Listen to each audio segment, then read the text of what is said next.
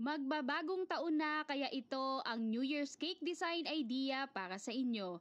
Hello mga ka-bakes! At ang color of the year nga daw sa taong 2024 ay apricot crush. Nauna pa akong mag-announce sa Pantone Sorry na agad kasi last year talaga ito na talaga yung nasi-search ko. Yung color of the year sa taong 2024 apricot crush. Pero hindi pa talaga nakapag-announce yung Pantone. Ang nag-announce kasi noon is yung WGSN at ang Coloro back nung 2022 pa. Kaya antayin na lang natin mag-announce yung Pantone. Meron palang countdown yung Pantone sa pag-announce ng Color of the Year sa taong 2024. Kaya kung hindi apricot crush yung i-announce nila, nako, sorry talaga agad. At balik na nga tayo sa ating cake tutorial. Meron na ako ditong naka-ready na cake. Ang size nito is 6x3 at frosted na nga siya ng white frosting. Dito sa bandang ibaba ay nag-spread ako dito ng icing natin which is yung apricot crush. So bali mga ka-bakes, 2 colors yan. Isang brighter color at yung apricot crush natin. Yung medyo vibrant color sa baba at sa taas naman yung apricot crush.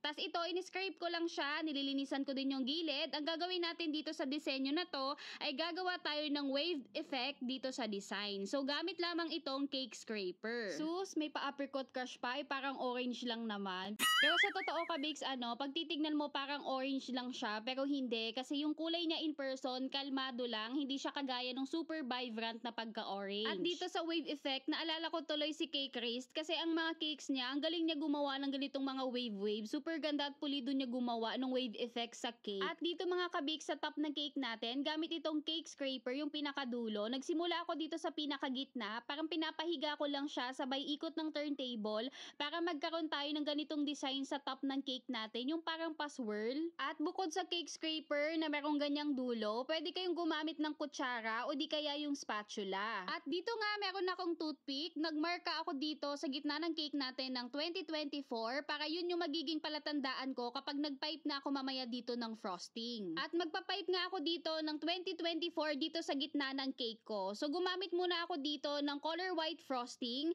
at ka-bakes dito naman sa aking pastry tip ay bilog lang talaga yung pinakadulo ng tip na to. So pwede din naman kayong mag-DIY kung wala kayong ganitong tip ay ikat nyo na lang yung pinakadulo ng pastry tip. Nagpipe nga ako dito ng 2024 na white frosting tapos dodoblehan ko pa ito nitong brighter color ng apricot crush natin. Hindi na to apricot crush, basta ang ginawa ko dito is parang close color pa din pero brighter color siya. Hindi siya orange kasi in person medyo patay yung kulay niyan. At kung titignan mo nga yung color niyan in person, hindi siya super vibrant na pagka-orange na super tingkad. Kalmado lang yung pagka-orange niya. Kung titignan mo nga in person, para nga siyang orange na ma-brown. At dito nga sa 2024 na pinipe ko na frosting, ay maglalagay ako nitong color silver na dradges na iba't iba yung sizes. At kayo na nga mga ka-bakes magtansya kung saan nyo banda ilalagay yung ating silver dradges kasi nga ito ay iba't iba ang sizes niya. So kayo na sumipat kung yung malaki ba bagay dito, kung yung maliit bagay ba doon, yung ganon.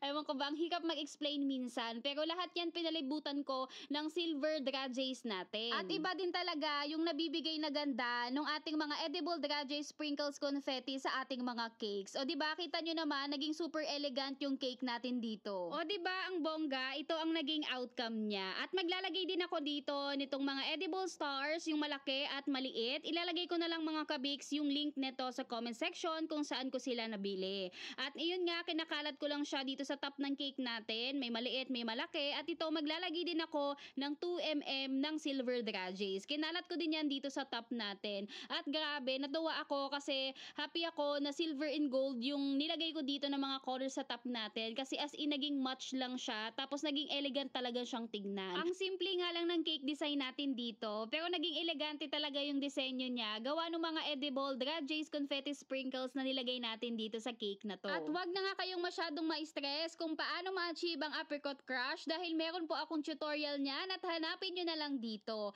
At yun lang mga ka-bakes for today's video para sa ating New Year's cake design idea. And for more tutorial and cake decoratings lalo na sa ating mga cake designs idea ay i-follow nyo lamang ako dito sa aking Facebook page, YouTube channel at sa aking TikTok account.